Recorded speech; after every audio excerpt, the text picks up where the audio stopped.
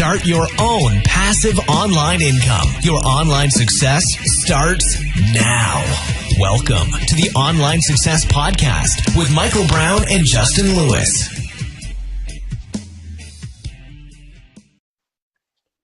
Hello and welcome to another edition of the Online Success Podcast. I'm Michael Brown, and as always, I'm on here with Justin Lewis. Justin, what do you think about this episode we got today coming for everyone? It's how can I, or in this case, how can they, whoever's listening here, how can they be an expert? What do you think about this one? I think it's going to be a great episode because I definitely believe everyone in some sense has an expert quality about them. They know something that someone else doesn't know. So I definitely think this is going to be a great episode. It's going to be very informative for people out there that really don't believe in themselves or don't feel that they have something that they can really share and give to the world. Excellent. Yeah, and that's exactly right. A lot of people, especially when you're brand new coming online, because we speak directly to people who are learning how to make money online and who are making money online. So a lot of the stuff that I'll make is based on that industry. And a lot of people come into this and they'll think, how can I possibly be an expert? Where can I be an expert at when I don't really know a lot? And these are the things that people say many times over. First off, again, they'll say, how can I be an expert? And you might be saying, how can I be an expert? And by I mean you, not me. So just so we know where we're at, but we all come into this at the same area, okay? So we all at one point go, how can I be an expert in this field? And you want to work to grow into that. And a lot of times people will say something like this. They'll say these things. They'll say, I've only been in this niche market a few weeks.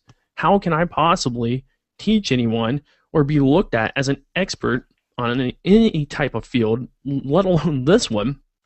Okay, you might say, hey, I know a little bit, but I don't know a whole heck of a lot yet. I don't know much about this industry. So what can I actually offer someone so early on when I'm trying to establish a name for myself? When I'm trying to get my product or my service out there or my website that I just built. I want people to come here. I want them to keep coming back. How can I be that expert for someone? How can that possibly be me when I'm so new to this? Well, you're right in that kind of thinking. You do want to go, how can I possibly be an expert? But don't get hung up on that, because to somebody, you know what? You are an expert. You're an expert because you know something that they don't know, and you're going to teach them that. So because you know something that, maybe they don't know the exact thing you're teaching, maybe they know parts of it, and you know a little bit more than they do, you can establish yourself as someone who knows what they're talking about and as someone who knows what they're doing, and you can teach people those things that you do know. But don't stop there. You don't want to just learn a couple things and then say, okay, this is where I'm done, and this is where I'm stopping at, because you're going to want to continue to learn and grow, because the more you learn and the more you grow into your industry, the more you can teach other people the things that you know and the new things that you keep learning every day or every week, and you can keep growing and you can teach them to grow as you grow. So you're teaching them things that you're learning and you're helping them grow. They're going to keep coming back to you for advice. They're going to keep looking to you as an expert. And one little word of caution here. Don't make anything up. Don't exaggerate. Don't make any weird claims, or, if you're, let's say you're in the weight loss niche, don't make something weird up. Give real advice, real results, real teaching, and they're going to see you as an expert. Okay, so that's where you really want to start at. That's what you want to look at from the get-go. Always remember that to somebody, you are an expert because you're teaching them something that they don't know. And what people do, people are searching online in various different places, whether it's on a search engine, or if it's on Facebook, or Pinterest, or anywhere. They're searching for knowledge on subjects that you're teaching. And what they'll find your website when they're looking for a particular keyword or phrase, or looking for something in particular, or they might just come across your information. Well, if you're sharing good knowledge with them, and you keep sharing it as you learn more and you continue to share, they're going to become fans of your work. They're going to want to continue reading and learning from what you're teaching, and they're ultimately going to want to continue listening to you, which leads them to buy from you. So as you're learning more and you're sharing it and you establish yourself as an expert, people will listen and then they will buy. Yeah, and I'd like to hop in really quick on this one, Michael, because when we say share your knowledge, it doesn't specifically mean that it has to be something that you know. You can share other people's content as well. So you could find videos on places like YouTube.com. You could find videos, let's say you're talking about a specific recipe, but there's a really good video on YouTube that's already out there. Well, what you can do is you can take that video, put it on your site or wherever you put it. You can put it out there, and what will happen is when people come to your website, they'll see, you know, your content, what you have to share, but they'll also see that video. And what will happen is you'll be established a little bit more, and they'll trust you a little bit more, because what happens is they see this video on your site. They don't have to go to youtube.com. They don't have to go to that person's website or anything like that. They just see it on your website. Now, don't tell them, hey, this is me in this video. I'm the guy that's saying all this stuff and everything. If it's not your video, don't lie about it. But what you could say is, hey, I found this really awesome video that actually explains this specific recipe or this specific thing to you. And I'm going to go ahead and share that with you. And then you can share the video. And then afterwards, maybe talk a bit more, maybe even express a bit more information about it. And really what will happen is people will begin to trust you really, really well. And I also want to state that a while back, I was doing a review for a product that I personally owned, and that's a huge thing. If you want to share your knowledge, share information, share reviews of products and stuff like that on things that you have personally had experience with. If you do that, people are gonna first, they're gonna trust you because they're gonna know if you've actually used it or not. But what also is going to happen is you're going to be able to give them a more detailed explanation of whether that product was good or whether it was bad. And then what you can do, and I talked to Michael about this earlier, and I thought this was pretty cool, is you can go and talk to that company. Let's say you review their product on your website or on YouTube or wherever you review their product.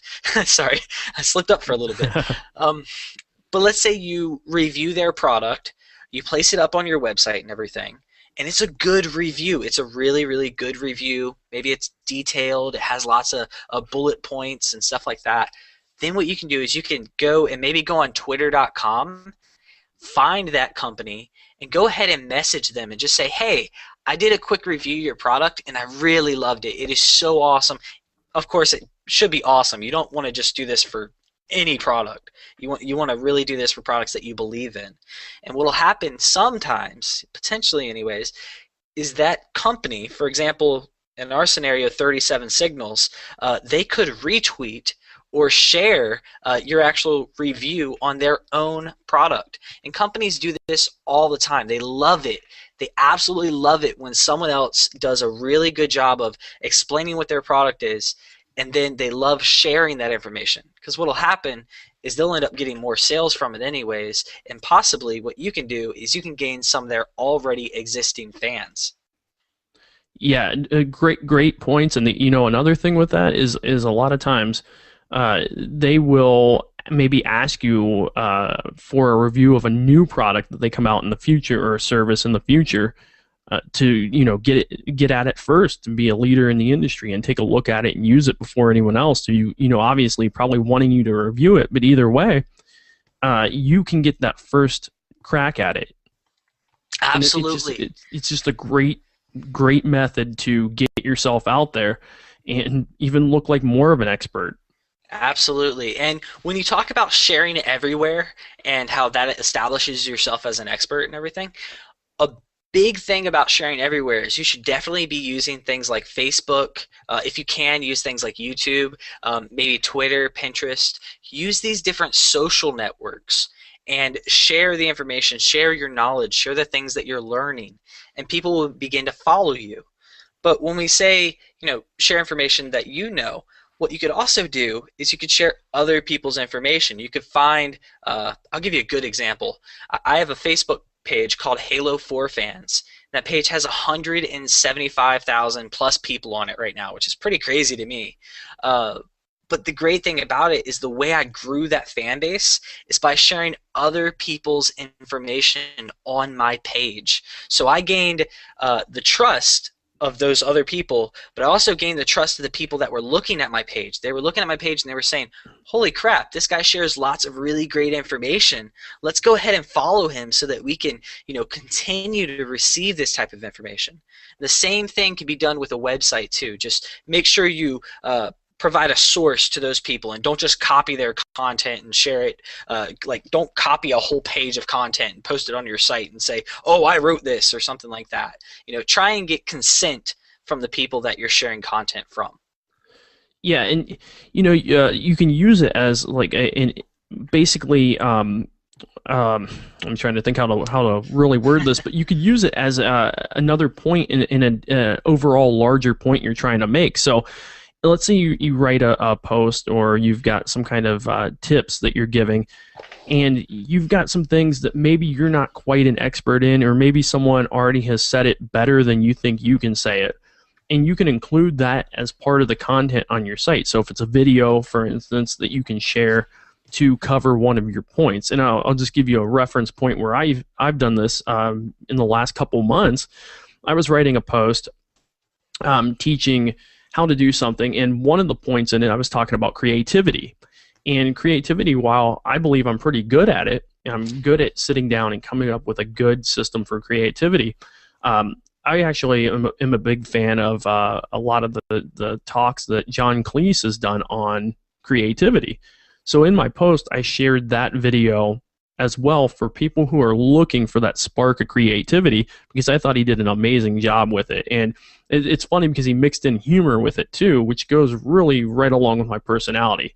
I like to have fun with things and not keep things so tight, I guess. So when I had that, it was just like a double whammy for me. I loved it. And so I added that in there to give people that spark for creativity.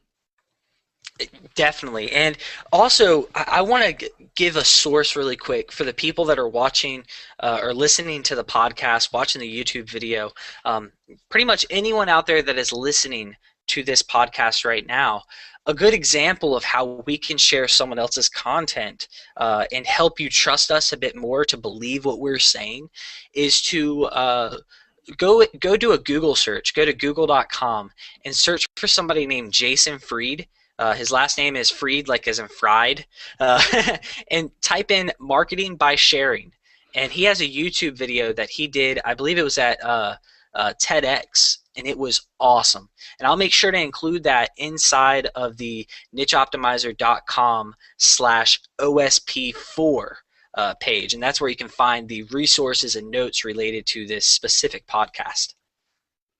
Now, let me give you a quick example of something that could be easily searched for. And this is just showing through the search engines, because again, obviously people can find you on social networks like YouTube and Facebook and Google Plus and Pinterest and all of the above. But giving you an example straight from a search engine, let's say you were putting content on a site that you have about a puppy chewing through the furniture, okay? And it's a problem that some people who own puppies have. Like, puppies just like to chew on stuff. So someone might go into Google and type in puppy chewing on furniture, or stop puppy from chewing on furniture. And what they'll find is they will be able to find your content in the search engine. So when they do, they're going to come to your site. Okay, there's a good chance they're going to come to you. Now, here's what can happen. Okay, there's a couple things. If your content is super, it's really good, you give them the information they're looking for as an expert, you're going to win a fan. You're going to have someone that wants to come back to you, that wants to keep reading your stuff, that might even stay on your site looking at the other stuff that you've talked about. Maybe you have an awesome product or something that's already on there. They might go ahead and go buy that to help prevent whatever the problem is that you were talking about preventing for them.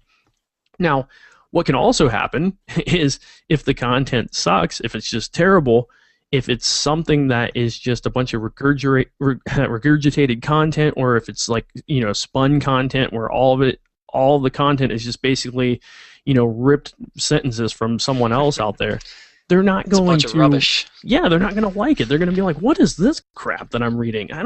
Why am I even here?" Now, that's not true in every case. Now, you might have some sites that have spun content on them that people get some good information out of, but a lot of times, if your content's just really good and really unique, you're going to stand out, and it's going to be even better. So why not take the time to make good content for your site? And this is a theme you're going to hear throughout the entire lifetime from Justin and I, is writing and producing good content to get better results.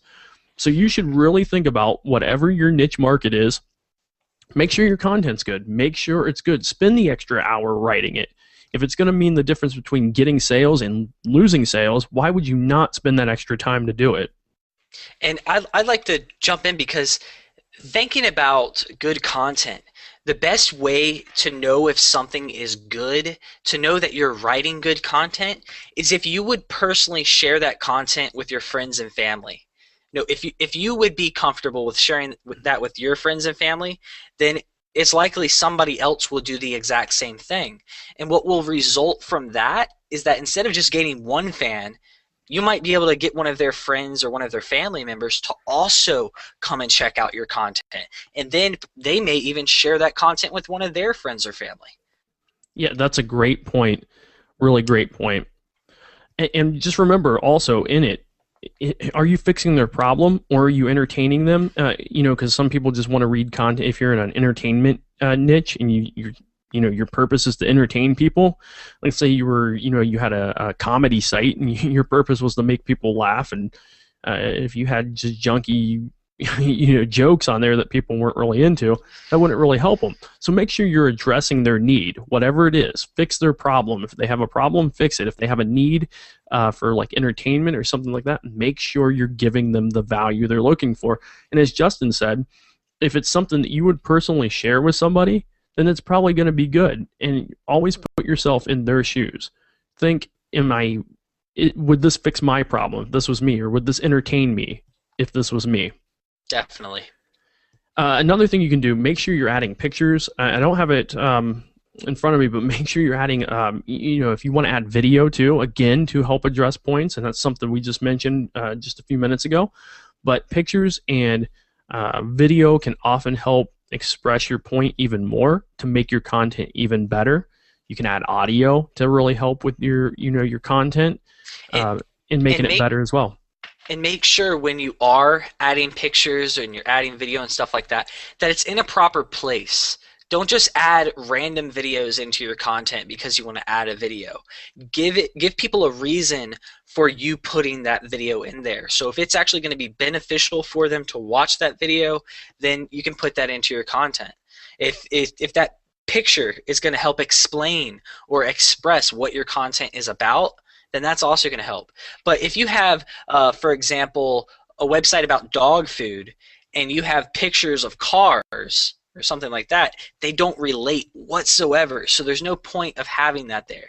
Now, you might really like that car. That car might be cool as heck to you. But the person coming to your site looking for dog food doesn't care about the car. They care about dog food. Right. Yeah. They'd come and be like, where am I at? This is like, I'm not in the right place. They're going to immediately think that they're in the wrong place, definitely. Yeah. Don't just add images and things like that just to add images. I know there are people that teach that out there, that just, hey, add it anyway. I wouldn't add something if it was going to take away. That would be counterproductive. I really think that you should avoid that, just as Justin mentioned there. And, yeah, go ahead. Actually, I have to jump in because anyone that is currently watching the YouTube video, for anyone out there that isn't, if you're currently listening to the podcast, if we have an image up right now, which is actually of a tree, and that tree looks like it's growing into like a brain. And it's pretty cool because it's like growing your content, and that's the knowledge that you're sharing. So I just thought that was interesting to share, is that we have a picture in one of our slides of a tree that's growing into a brain. So it just connects to the content that we're sharing. I actually just put that in there because I thought the brain was really cool. No, I'm just kidding. No, it was added for that reason, but I did think it was cool too. I'm like, that's sweet. It's a brain that's a tree. Yeah, it's But yeah, so if you're promoting something though in a post, again, I know we mentioned this, but certain points I love to just beat into your head as much as possible, and make sure if you're promoting something that you're recommending it. Don't push people to buy. Don't try to scare them. If you don't get this, you're doomed, and all the doom and gloom stuff people try to do. They try to scare you into buying things. Don't be scared. Don't scare people, but simply recommend. Recommend things you would use. Recommend things that you would recommend to your buddies, to your friends, to your family, mom and dad, kids. Things you would recommend. Make sure you're recommending them. But if they're things that you don't believe in, don't recommend them. And Justin and I were talking not too long ago, and I think this might have been in one of our other podcasts. I don't really remember, but we were talking about how people sometimes have a tendency to promote whatever's going to make them the most money. They're going to promote the product out there that's going to just make them the most money. And the problem with that is if the product's terrible and you're just promoting it because it makes you the most money, it's going to show through eventually. It will eventually show through that you're just pushing something because you make the most money from it. Yeah, and many people that are probably listening to this podcast right now have experienced that exact same thing. If you've ever looked up on Google and you did you try to find a review for a product, you've probably noticed that there are tons and tons of products on the internet where people simply are just trying to get a sale. That's it. They're just trying to push people to buy it. They don't even care about if the product's good or not. And that happens all the time. There are lots of, terrible programs and services and physical products. They're absolutely terrible, but people will promote them because they know that they're going to make tons of money off of it. So they're like, oh, well, I'm going to make 50% off of promoting this product, and that's going to make me lots of money and everything. Oh, I never tried the product, or I never did any research into it. So a big thing you want to do before you ever recommend anything is do some real research into that product. Don't just go into Google and type, product review, or something like that, like your product here and then the word review. Instead, do some real research into it and look up that product as much as you can and see if it's worth you promoting. Because if you start promoting products that really suck, people are going to see that, just like Michael said and everything. They're going to see that you're promoting crappy products. They're not going to trust you anymore if they buy one of those products, which means they're likely not to come back to your site. But if you're sharing products that are good, that's like really, really good products that you actually believe in, like Michael was saying, then what's going to happen is they might come to your site this one time and then buy that product. But if they really like that product, they might actually come back to your website again, which of course is them being a fan of your site. They might come back to your site and then maybe buy a different product that you promote in the future. Yeah, absolutely. You don't want to lose people, and that's one of the main things. Just if you're getting people to your site, do the right thing, and maybe you'll get them to come back. I mean, it's just that simple. It's that simple. But if you do the wrong thing, you're going to get exposed. They're going to see it, and they're going to go, man, okay, why did I waste $500 on this product? It's terrible. And one thing people do ask me, a lot of people get into like kind of review-style niche markets, and those are really cool. But a lot of people go, I can't possibly spend $25,000 on all these products to review them. What do I do? Well, it's really simple. Look across the internet at consensus reviews. Make sure you're listing the positives and the negatives, pros and cons, because again, if you're not doing that and you're just recommending products because you're going to make the most money, you're going to lose people. They might not even buy because it might show through. And if you have a product that's up there and it has no cons on it, well, that looks a little suspicious in my opinion. I think everything's got to have some pros and cons. And what's cool about what Michael's saying right here too is that he's mentioning how there are cons. And what you want to do sometimes is actually review products that you think suck, that you actually hate, that you hated the experience with, or you see a lot of really bad reviews on, and tell people that this product is not something they want to invest their money in. And then while you're doing that, what you can do, this relates to recommending.